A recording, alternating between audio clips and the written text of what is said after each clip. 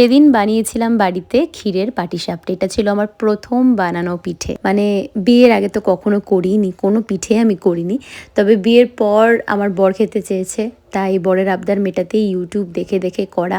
তাই ভাবলাম রেসিপিটা তোমাদের সাথে শেয়ার করি। ক্ষীরের পাটিসাপটা বানানোর জন্য প্রথমে আমি এখানে 2 কাপ মতো চালের গুঁড়ো, 1 কাপ ময়দা আর তার থেকে সামান্য পরিমাণ প্রায় হাফ কাপ মতো আমি এখানে সুজি আর 2 চামচের মতন এখানে গুঁড়ো দুধ নিয়ে নিয়েছিলাম, আর স্বাদ মতো চিনি আর হালকা পরিমাণ নুনটা তোমরা স্কিপ করতে পারো।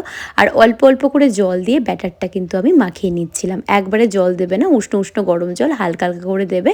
আর আমি যেভাবে দেখো মিক্স করছি সেরকম অল্প অল্প করে তোমরা মিক্স করবে।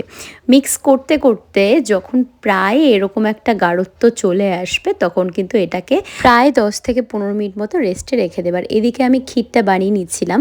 আমি এখানে গুঁড়ো দুধের সাথে জল অ্যাড করে আমি এখানে দুধটাকে হালকা জাল করে ক্ষীরের যে খোয়া থাকে সেটাকে একটু মেল্ট করে আমি এখানে ক্ষীরটা মোটামুটি যখন এরকম একটা ফর্মে চলে আসে তখন সেটাকে সাইড করে রেখে দিই। এখন আমি এরকম গাজরের পেছনটা এরকম কেটে জোগাড় করে নিয়েছি। এখন আমি শুরু করে দেবো পাটিসাপটা বানানো।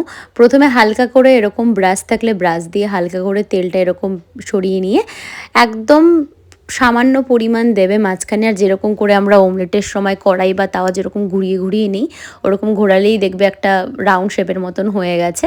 তারপর ক্ষীরটা দিয়ে দেবে। তোমরা ক্ষীর দাও বা নারকেল দাও, অনেকে ক্ষীর নারকেল একসাথে মিক্সড করে দেয়, যেটাই দাও না কেন দিয়ে এরকম করে যেমন করে আমরা অমলেট করি, অমলেটটা যেরকম করে আমরা এরকম করে ফোল্ড করে করে দিই ঠিক এরকম করে কিন্তু ফোল্ড করে দিতে হবে।